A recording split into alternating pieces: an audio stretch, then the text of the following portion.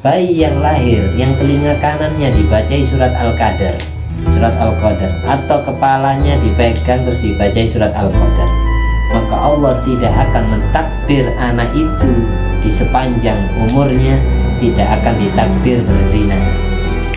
Jadi dijaga kelaminnya oleh Allah dari berzina. Itu khasiatnya.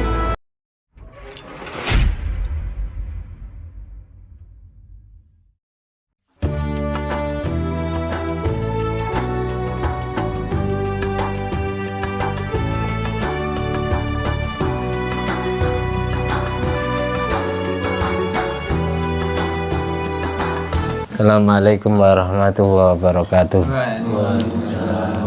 Alhamdulillahirabbil alamin alladzi bi ni'mati tatimmus shalihat wa bi dzikri sulahai tatanazzalu rahmat wal barakat. Wassalatu wassalamu ala sayyidis sadat sayyidina maulana Muhammadin qutbil qadat wa ala alihi wa ashabihi al anjumiz zahirat amma ba'du. Allahumma shalli ala sayyidina Muhammadin fil arwah wa ala jasadi fil ajsad wa ala qabrihi fil kubur wa ala alihi wa sahbihi wasallim. Rabbi shrah li sadri wa yassir li amri wahlul 'uqdatan min lisani yafqahu qawli. Rabbi zidni ilma warzuqni fahma. Allahumma iftah alaina futuhal arifin waj'alna khalisatan liwajhikal karim.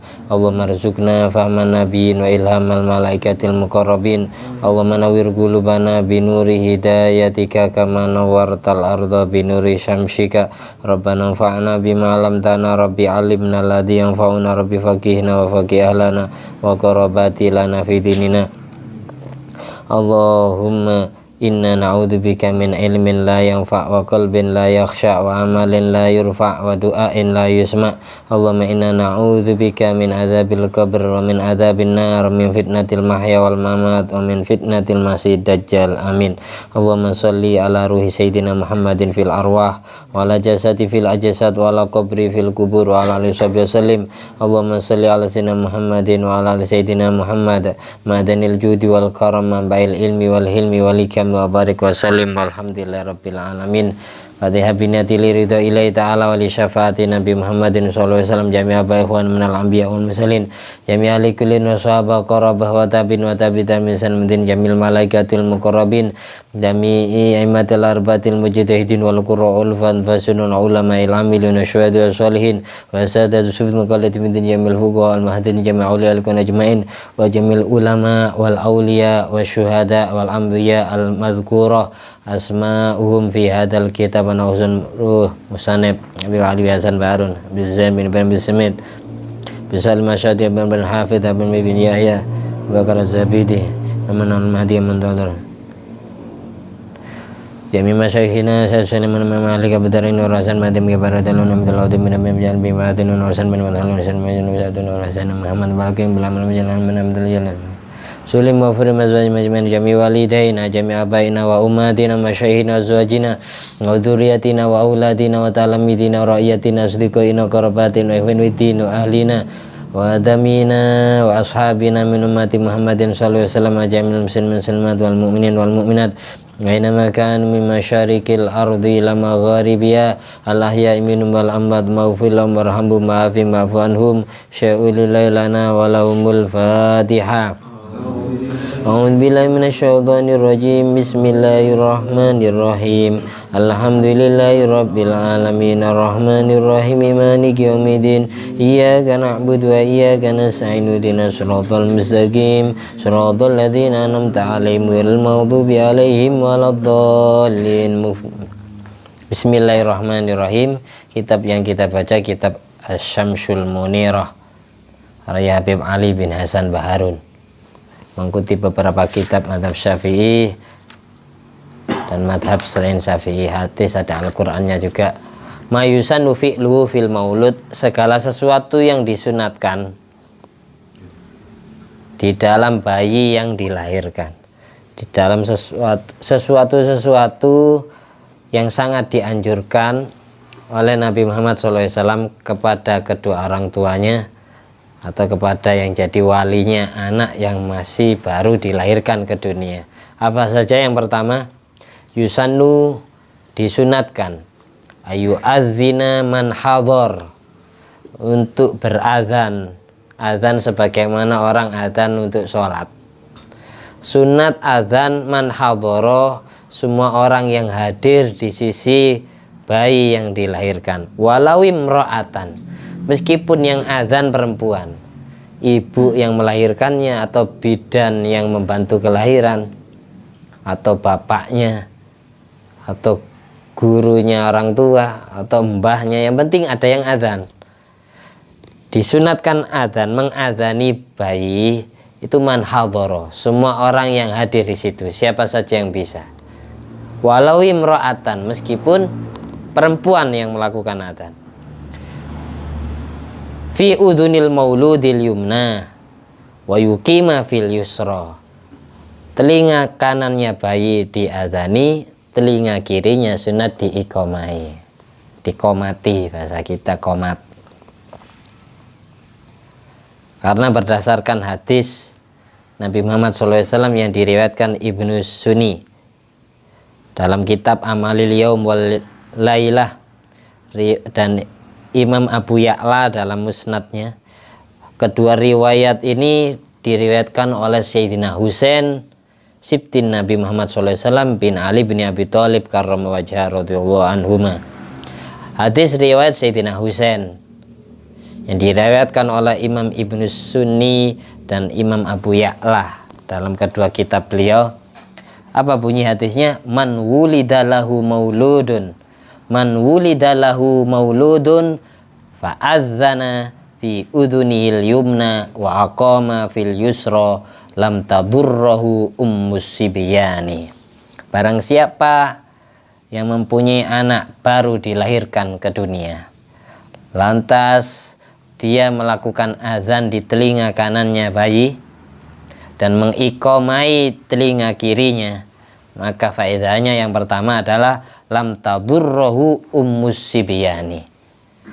Anak ini tidak akan diganggu, tidak akan dimudoroti atau digoda oleh ummus sibyan.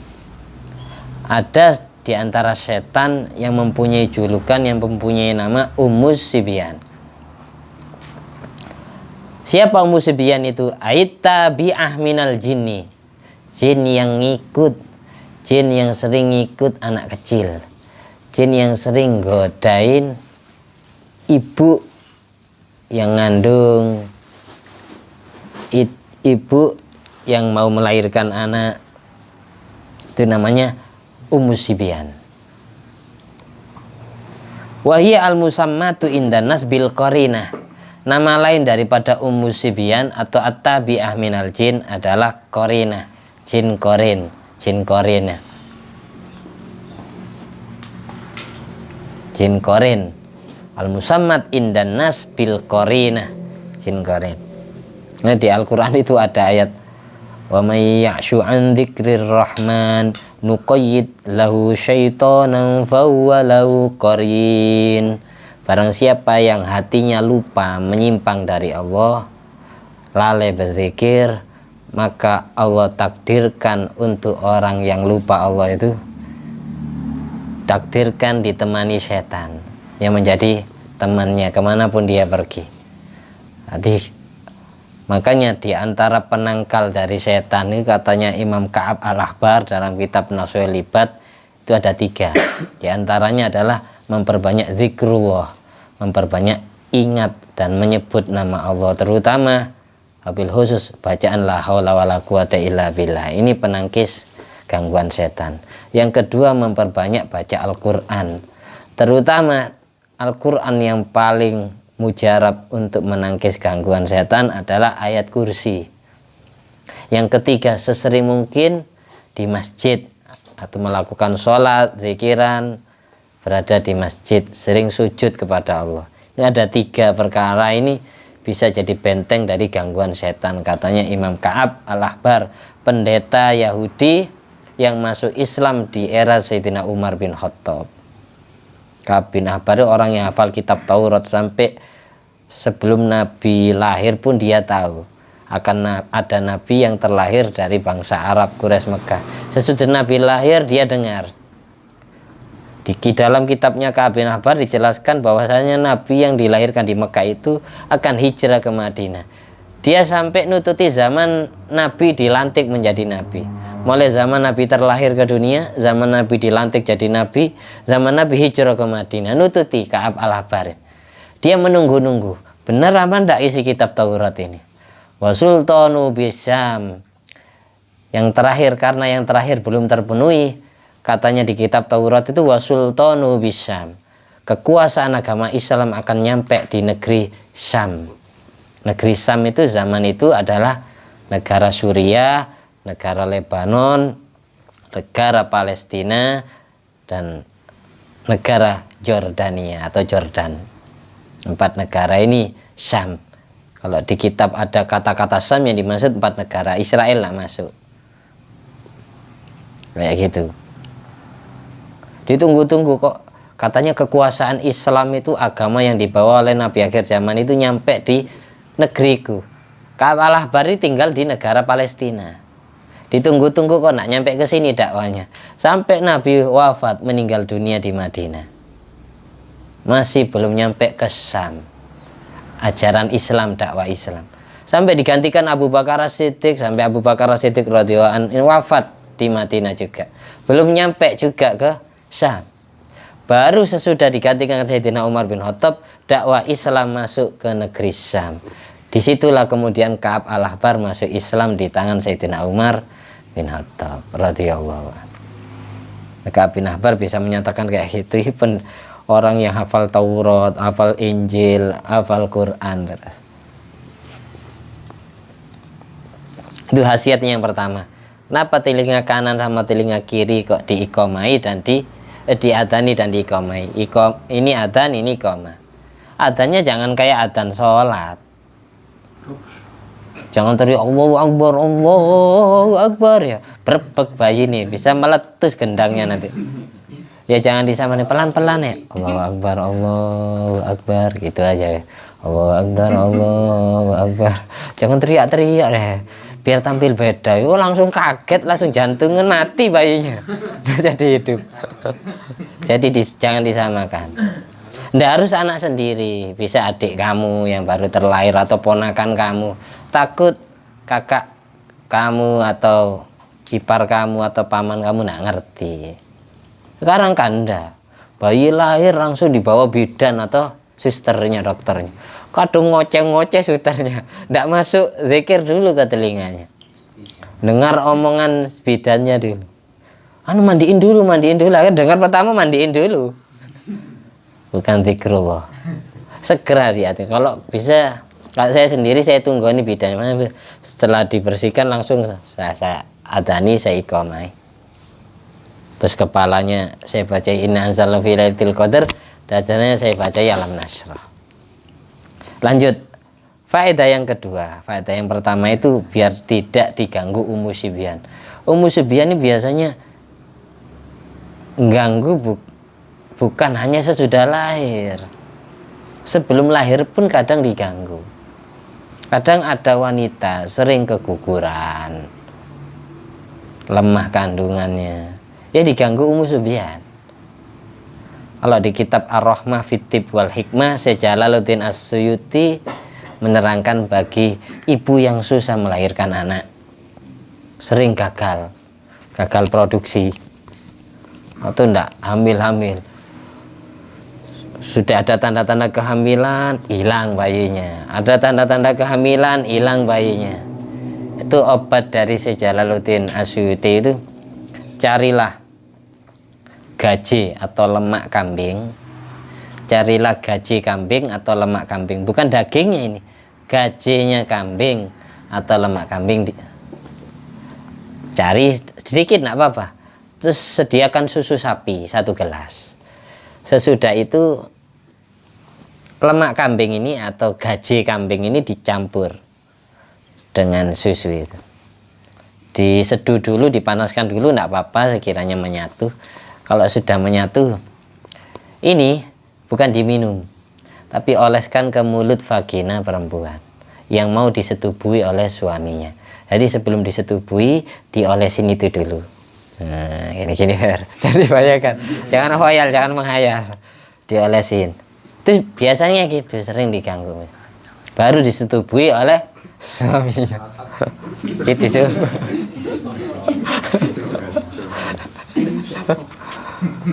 Enggak, saya serius ini. Di kitab itu seperti itu keterangannya. Biar apa? Biar tidak diganggu Ummu Sibyan. Karena Ummu Sibyan ini tidak senang ketika manusia banyak keturunan. Jadi bukan hanya diganggu sesudah lahir, sebelum lahir pun masih berbentuk janin, berbentuk segumpal darah, segumpal sperma, segumpal daging itu sudah diganggu. Ya apa-apa pingin ditarik, pingin dimakan itu daging itu biar tidak jadi anak, pingin dikunyah. Naudzubillah min dzalik. Karena banyak, saya kan sering didatangi, dicurhati orang-orang yang kayak gitu. Sering gagal produksi, akhirnya saya suruh praktekkan ini, saya kasih obat ya. Nanti kalau obat Jawa itu empunya kunir, ngerti empunya kunir? Kunir babon, kunir yang paling besar, induk semang, kunir, ibunya kunir. Jadi yang asli peneman di bumi dicabut dengan akar-akarnya, ambil kunir yang paling besar itu buat jamu. Itu bagi wanita yang lemah kandungan. Tanda-tanda wanita yang lemah kandungan itu gimana? Biasanya ketika dia hamil masih aja datang bulan, masih aja haid. Umumnya wanita yang hamil pasti tidak haid, tidak datang bulan. Kalau masih datang bulan berarti kandungannya lemah. Kalau kandungannya lemah, ada gangguan medis, ada gangguan non medis. Berarti rahimnya lemah, tidak kuat, kayak gitu. Itu obatnya kunir, ratunya kunir atau ibunya kunir. Tapi bukan yang beli di pasar, yang langsung nyabut dari akarnya. Itu yang langsung nyabut dari akarnya, dibuat jamu yang perempuan. Kayak gitu. Itu diantara obat. Yang kedua, khasiat daripada adzan dan iqamah yang dibacakan di telinga kanan dan telinga kiri. Yang kanan adzan, yang kiri iqamah. Waliyakuna i'lamu bitauhid awwalama yaqra'u sam'ahu hina kudumihi ila dunya kama yakunu akhiru ma yasma'u bitalqin in hina khurujihi minha. Mengapa kok diadzani? Mengapa kok diiqamai telinga kanan dan telinga kiri? Alasan yang kedua, biar yang menggedor pertama kali kedua telinga sang bayi adalah kalimat tauhid, adalah kalimat zikir, kalimat yang mengenalkan tentang Allah Tuhannya, Muhammad nabinya, kayak gitu. Nah, dalam adzan ada la ilaha illallah, ada Allahu Akbar, ada asyhadu anna Muhammadar Rasulullah, ada ajakan sholat biar anaknya rajin sholat, hayya alal falah biar jadi orang yang beruntung dunia sampai akhirat, hayya alal sholat biar anak ini rajin sholat ketika dia menginjak usia dewasa, biar jaga ibadahnya. Itu tujuannya, biar kalimat pertama yang menggedor telinganya sang bayi adalah kalimat tauhid, Allahu Akbar dan la ilaha illallah. Sebagaimana kelak ketika dia mau terlepas dari dunia, mau meninggalkan dunia, kalimat terakhir yang dia ucapkan adalah juga kalimat tauhid. Biasanya bayi semuanya yang lahir pasti nangis. Mengapa nangis? Kalau di tafsir Jalalain itu karena dipencet pusarnya sama setan, menjerit nangis, diganggu Ummu Sibyan. Semua bayi yang terlahir pasti nangis, tidak ada yang tersenyum. Tapi yang tersenyum siapa? Orang-orang yang berada di sekitar bayi, ibunya, bapaknya, mbahnya, neneknya, kakeknya, tetangganya, keluarganya. Alhamdulillah bayi ini lahir selamat. Pasti pertama yang dilihat itu kelaminnya. Oh ya, cewek apa cowok? Medul pendul Ferry.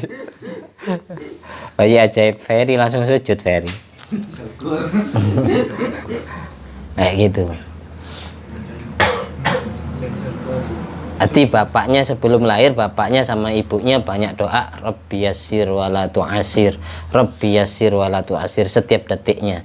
Nggak bisa mulut hatinya. Sebelum ketika ngeden ibunya gitu susah. Itu bapak ibunya setiap detiknya baca doa itu kepada Allah. Rabbi yassir wala tu'asir, ya Allah yassir gampangkanlah, wala tu'asir jangan kau persulit. Rabbi yassir wala tu'asir, Rabbi yassir wala tu'asir. Yang perempuan mulut ngeten hatinya baca itu biar digampangkan sama Allah. Karena perjuangan ibu melahirkan anak itu perjuangan mati dan hidupnya. Kalau sampai tidak diselamatkan ya nyawanya ikut, anaknya selamat ibunya mati. Akhirnya bingung, tidak menemukan ibu yang menyusui. Kalau ibunya mati, akhirnya nyusu ke sapi, nyusu ke kambing kan ya. Akhirnya nyewa ibu susu orang lain. Makanya banyak doa itu, lebih yasir wala tu'asir setiap detiknya. Sudah lahir baru sujud syukur kepada Allah. Nah itu sajadata syukri sunatan lihatlah Allahu Akbar. Setelah takbir nggak usah baca doa iftitah, nggak usah baca fatihah, nggak usah baca surat-suratan, nggak usah ruku, nggak usah itidal, langsung ke sujud. Terserah baca doa sujudnya apa, sujudnya 1 kali, baru duduk posisi duduk tawarruk atau duduk tahiyat akhir, nggak usah baca tahiyat, langsung assalamualaikum warahmatullahi wabarakatuh, assalamualaikum warahmatullahi wabarakatuh. Sujud syukur itu seperti itu, sama persis kayak sujud tilawah. Bedanya apa? Di niat. Kalau sujud tilawah disunatkan sesudah mendengar atau membaca atau kedengaran ayat sajadah, itu sujud tilawah. Kalau sujud syukur ketika kita mendapatkan kenikmatan atau ketika ada orang lain mendapatkan musibah kita ndak, itu disyukuri. Tapi yang kayak gini jangan ditunjukkan ke orang. Orang lain kena musibah kamu sujud syukur, perasaan orangnya. Masih cuma syukuri diri kita sendiri karena masih diselamatkan sama. Sujud syukur itu sebentar, bisa dilakukan dalam kondisi duduk langsung. Takbirnya langsung duduk, langsung sujud 1 kali, baru duduk tahiyat, tapi tidak usah baca tahiyatul mubarak, tidak usah, langsung salam. Sebentar sujud syukur. Sama persis kayak sujud tilawah. Perlu diingat, sujudnya 1 kali, bukan 2 kali. Sujud yang 2 kali sujud sahwi, karena lupa ndak tahiyat awal, karena lupa ndak kunut, kan sebelum salam ditempel dengan sujud sahwi. 2 sujudan kalau sujud sahwi. Kalau sujud tilawah sama sujud syukur cuma 1 kali. Ada teman saya itu, dia sangat alim, banyak kitab yang dihafal. Ketika ngaji ke kiai, di situ ada ayat sajadah yang dibaca, terus disuruh sama yai disuruh sujud tilawah. Terus dia lakukan sujud tilawah, sujudnya 2 kali, ditertawain sama teman-teman. Padahal orangnya alim, banyak ibarat kitab yang tapi sampai terlupakan tidak baca sujud tilawah dan sujud syukur. Disamakan kayak sujud sahwi. Sujud tilawah dan syukur itu 1 kali sujudnya. Disyukuri. Liyakuna i'lamu bitauhid, tujuannya adalah orang yang adzan atau orang yang iqamah di telinganya bayi itu mengenalkan sang bayi dengan ajaran tauhid, bahwa Tuhannya Esa, yaitu Allah satu. Awalama yaqra'u sam'ahu, ajaran itulah yang pertama kali menggedor telinganya hina kudumi ila dunia, pada saat dia baru terlahir ke dunia. Kama yakunu akhiru ma yasma'u bitalqin, sebagaimana pada saat dia ditalkini ketika dia sekarat, ada orang yang menuntun kalimat tauhid la ilaha illallah di telinganya. Tujuannya biar mulutnya baca. Kalimat la ilaha illallah itu merupakan kalimat paling terakhir yang terucap dari bibirnya orang yang sekarat inda khuruji minha, ketika dia berpamitan dari dunia menuju alam barzah. Karena ada hadis Nabi Muhammad SAW, lakinu mautakum la ilaha illallah, talkini orang-orang mati di antara kalian dengan kalimat la ilaha illallah. Jadi jangan ditangisi. Biasanya perempuan yang tidak kuat, Pak, jangan mati, Pak. Telinganya dengar jangan mati, akhirnya mulut jangan mati. Ditalkini la ilaha illallah pelan-pelan. Saya dulu ada cerita ya, ini kisah nyata. Saya punya murid anak Banyuwangi, jam 11 malam kayak gini saya datang dari jaga anak musyawarah, itu pulang saya dipanggil. Ini anak darah Z ini yang manggil anak darah E. Kenapa? Ada apa? Di sana si Anu itu anak Banyuwangi itu namanya lupa saya, itu lagi kesurupan katanya. Setelah saya datangi di balai kesehatan ya, di puskesmas itu nggak ada jinnya ini. Ternyata anaknya nasak, nasak gitu. Nasak. Pada saat itu saya bareng teman saya nak Lumajang namanya Syafuk. Nah, sama anak itu. Tapi sebelum kita berdua datang sudah dikerumuni anak banyak. Di pinggir-pinggirnya itu ada yang apa kayak jurus-jurus gitu. Saya lihat tuh, ini bukan kesurupan ya orang nasak ini. Dibaca Yasin, dibacai Ar-Ra'du sampai jam 1 malam. Belum kelar-kelar. Biasanya kayak Yasin itu biar matinya husnul khotimah. Kalau Ar-Ra'du sunat dibaca biar keluarnya roh gampang. Masih tidak keluar-keluar. Mintanya apa anak ini? Dia ada di pangkuan saya. Terus saya ditinggalkan tidur sama penjaga-penjaganya, tinggal saya berdua sama Sabuk gitu. Setelah itu saya adani. Telinganya saya adani. Yang kanan. Allahu Akbar, Allah. Rencana memang telinga kiri mau saya iqomai juga. Saya samakan kayak bayi. Allahu Akbar, Allahu Akbar. Dia jawab, Allahu Akbar, Allah. Sampai kalimat paling terakhir, La ilaha illallah Muhammadur Rasulullah SAW. Dia jawab. Setelah itu meninggal dunia. Mati katanya saya, mati beneran. Akhirnya saya tutup matanya. Ini tutup. Bu, saya ke teman saya yang saya ajak ini. Bu, mati bu, temenan Gus, iya mati, dianyep kakinya itu anyep sudah tidak ada rohnya, mati bu. Pas la ilaha illallah Muhammadur Rasulullah langsung gitu. Oh, yang langsung mendelik ke atas ya. Itu dilemeskan dulu, ayo ditinggal tidur ayo. Pas itu terakhir dia mau mati, dia mati itu dinyatakan mati jam 3 malam atau setengah 3. Saya takut sama Sabuk, saya takut saya dikira yang membunuh ya. Akhirnya saya pura-pura tidur sama Sabuk. Nanti subuh rame ini. Beneran, keesokan harinya subuh dokter menyatakan medis semua anaknya mati. Kita pura-pura kaget. Duh, mati? Iya mati saja. Padahal saya dulu yang tahu. Itu lucu kisah nyata itu. Di balai kesehatan situ kiri dulu. Namanya lupa anak banyak. Terus itu keajaiban ya Allah. Yang nyupiri ambulan ini teman kelas saya. Anaknya anak Jakarta. Ini nyupiri Pasuruan Banyuwangi itu yang biasanya ditempuh 5 jam cuma 2 jam setengah nih pokoknya. Cepat itu. Kayak nyingkat gitu. Dia mati dalam keadaan menuntut ilmu di pesantren. Dulu habis maghrib biasanya ngaji Quran ke saya, mutalim saya. Anak ini yang sakit ya. Jadi semuanya mengira kesurupan, padahal orang nazak gitu beda. Saya sering kan menyaksikan orang nazak itu sering. Orang mati di pangkuan saya, laki perempuan sering saya. Tanda-tandanya itu jelas. Kayak gitu orang mau berpamit dan ternyata ya bisa juga pakai talqinan adzan. Ada orang mati minta diadzan, itu ada orang yang sekarat itu. Beruntung. Tanda-tanda orang mati husnul khotimah itu ya sininya itu pelipisnya cekung, mulutnya tersenyum, terus ininya berkeringat. Itu biasanya rahmat Allah, matinya husnul khotimah. Kalau sudah matanya melotot ini kayak mau keluar, wajahnya cemberut, itu azab ya. Orang mati jelek, naudzubillah min dzalik. Ini biasanya ininya cekung, lipisnya cekung, terus ininya berkeringat.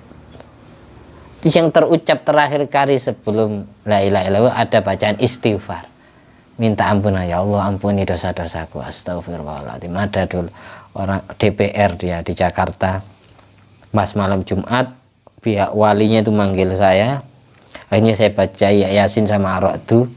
Yang baca Yasin ini anak Riau, terus saya baca Ar-Ra'du.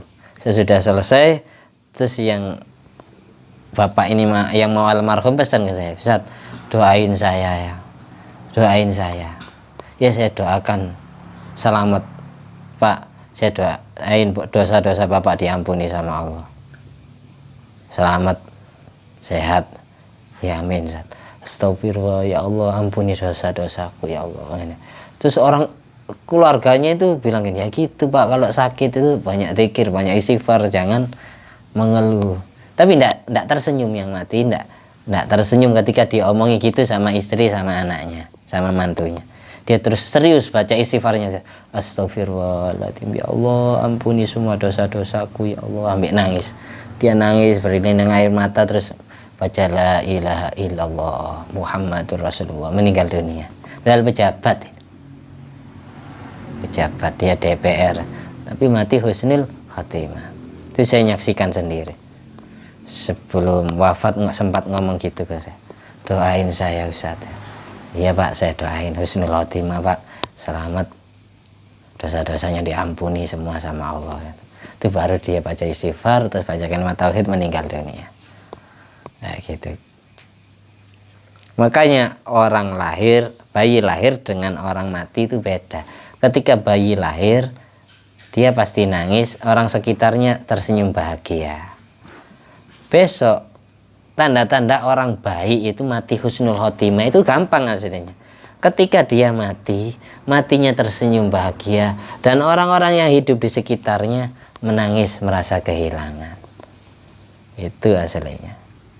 Kebalikan dari bayi.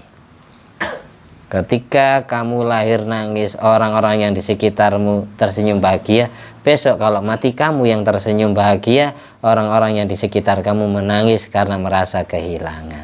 Itu tanda-tanda orang yang mati husnul khotimah, berarti orang ini baik. Kalau sudah matinya membahagiakan orang lain, alhamdulillah wis tompes wis ya. Alhamdulillah, karena berarti orang ini hidupnya membuat onar terus. Keberadaannya meresahkan umat. Sering nyusahin orang, sering mukuli orang, sering wis nyusahin orang wis pokoknya.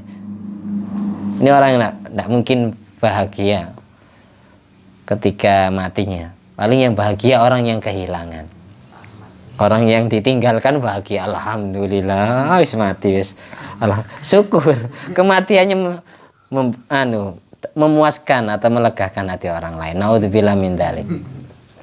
Jadi keterangannya kitab Bajuri juz 2 halaman 326. Kita lanjut. Nukilani Syekh Ad-Dairabi annau yusanu ayuqra'a fi udunil mauludil yumna surata inna anzalnahu fi lailatul qadar. Li anna man fu'ila bi dzalik lam yuqaddirillahu alaihi zinan tula umrihi.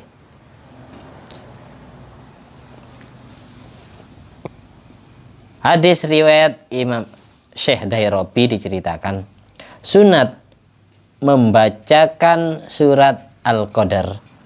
Ayo baca bareng-bareng. Bismillahirrahmanirrahim. Inna anzalnahu fi lailatul qadar wa ma adraka ma lailatul qadar. Lailatul qadri khairum min alfi syahr. Tanazzalul malaikatu warruhu fiha biizni rabbihim min kulli amr. Salamun hiya hatta matla'il fajr. Ini sunat dibacakan di telinga kanannya bayi yang baru lahir. Hati sesudah diadzani telinga kanan, terus diqomati telinga kiri, baru telinga kanannya ditambahi baca inna anzalnahu fi lailatul qadar. Ini bisa telinganya yang dibacai, bisa kepalanya sambil dipegang. Kalau di kitab Fawaidul Muhtarar kepalanya yang dipegang sama tangan kita, sama tangannya orang yang membaca surat Al-Qadar. Lalu dadanya dibacain surat Alam Nashrah. Tujuannya apa? Ini alasannya. Li'anna man fu'ila bihi dzalik. Bayi yang lahir, yang telinga kanannya dibacai surat Al-Qadar, surat Al-Qadar, atau kepalanya dipegang terus dibacai surat Al-Qadar, maka Allah tidak akan mentakdir anak itu di sepanjang umurnya tidak akan ditakdir berzina. Jadi dijaga kelaminnya oleh Allah dari berzina. zina. Itu khasiatnya.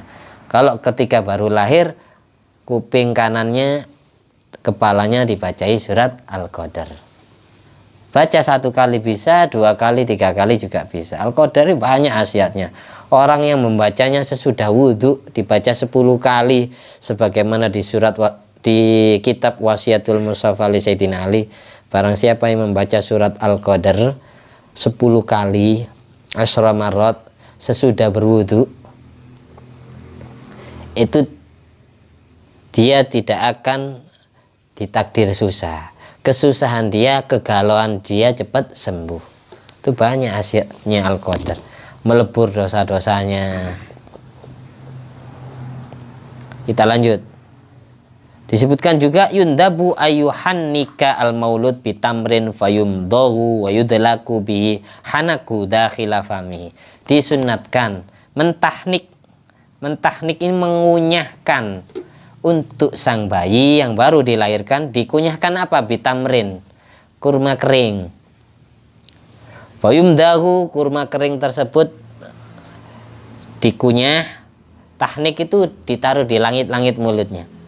Apa bahasanya? Cetak ya, dicentak. Apa bahasa sampean? Dicetak ya. Dikunyahkan kurma kering. Setelah dikunyah, wa yudlaku bi hanakuhu. Langit-langit mulutnya digosok dengan kurma tersebut. Langit-langitnya bayi yang baru lahir. Dikit aja, jangan banyak-banyak. Dakhila fami, di rongga mulutnya. Lianzila minhu syai'un ilal jawf, biar sebagian dari kurma ini masuk ke dalam perutnya. Fa'ilam yujad tamrun, kalau tidak menemukan kurma kering, farutobun, maka bisa kurma basah. Wa'ila fasyai'un hulwun, kalau tidak nemu kurma, pokok sesuatu yang manis. Entah itu anggur, buah anggur, entah itu manisan, entah itu permen, penting manis wes. Air kelapa tidak apa-apa, air tegan. Kelapanya dikit aja wes, kelapanya taruh di langit-langit. Seadanya. Yang penting syai'un hulwun, sesuatu yang manis. Terus sebisa mungkin wa yundabu ayyakuna man yatmahu min ahlil khair was shalah. Kalau bisa yang mengunyahkan adalah orang soleh, walinya Allah, kekasihnya Allah, atau orang yang ahli ibadah, orang yang alim. Saya aja seperti itu. Saya setiap ketemu orang soleh dulu, saya kasih kurma, saya suruh doain, dikunyahkan dikit ya, digigit tok enggak apa-apa. Saya itu gosokkan ke langit-langit mulut anak kecil itu, biar masuk ditelan. Biar apa tujuannya? Biar ketularan baiknya, ketularan alimnya, ketularan solehnya. Itu tujuannya. Kalau bisa jangan satu orang. Setiap ketemu orang alim, setiap ketemu orang ahli ibadah, tuh mintain, kunyahkan ini untuk ketika selamatan itu enak. Taruh dikit gini, digosokkan ke langit mulut biar enggak harus wungkul, harus. Cuma digosokkan saja. Wa yudlaku bihi hanaku. Hanak itu rongga mulut bagian atas, itu hanak. Makanya istilahnya tahnik atau cetak. Yusannu fi sabi wiladatil maulud. Berikut yang keempat, disunatkan bayi di hari ke-7 dari kelahirannya. Di hari ke-7 dari kelahirannya disunatkan ayuhla korok suhu kulluha. Sunat rambut kepalanya dipotong semua atau dipelontos, digundul. Di hari 7 dari kelahiran, semua bayi yang baru lahir dapat 7 hari dari kelahiran sunat dicukur rambutnya. Semuanya 5 maros sebagaimana keterangan yang sudah lewat. Wa yakunu dzalika ba'da dzabhiya'il aqiqah kama fil haji. Sebisa mungkin memotong rambut itu setelah menyembelih hewan aqiqah. Jadi kapan potong rambut untuk bayi? Itu disunatkan sesudah menyembelih hewan aqiqah. Kalau bayi perempuan itu akikohnya 1, kambing 1, bayi laki-laki akikohnya 2 kambing. Semisal mampunya hanya 1 kambing, ya tetap dapat kesunatan akikoh. Nanti sesudah menyembelih akikoh di hari ke-7 dari kelahirannya baru dipotong rambutnya, dihabiskan. Wala farqu bidzalika baina kaunil maulud dzakaron au untha. Tidak ada bedanya baik bayinya laki-laki maupun bayi perempuan. Semuanya disunatkan dipotong rambutnya tanpa tersisa sehelai pun. Khilafan li ba'din fi karuhati fiha. Tapi ada sebagian ulama yang memakruhkan kalau bayi perempuan jangan. Ini keterangannya ada kitab Munil Muhtad halaman 4 Sohifah 372. Wa yusandu ayatasaddaqu bi zinati sya'ril maulid dhahaban fa illam yurid bi fa bi bidzatin. Li'annahu sallallahu alaihi wasallam amara Fatimah alaihi assalam. Sunat mensodakoi sesuai timbangan rambutnya bayi. Dan sesudah dipotong semua rambutnya ini ditimbang. Sesuai timbangannya, paling timbangannya tidak sampai 1 gram. Mungkin berapa ya? Tidak sampai 1 gram ya. Mungkin setengah gram. Kadang ya 1 gram kurang dikit gitu kadang. Rambutnya bayi yang sudah dipotong semua ini ditimbang sunatnya. Jangan langsung dibuang. Ditimbang, sesudah ditimbang sesuai dengan berat timbangan itu, anggap dihitung genapnya 1 gram ya. Sunat disodakoi emas atau perak sesuai dengan beli emas 1 gram atau beli perak 1 gram. Li'annahu amara Fatimah alaihassalam, karena Nabi memerintahkan Siti Fatimah Az-Zahra. Perintahnya apa?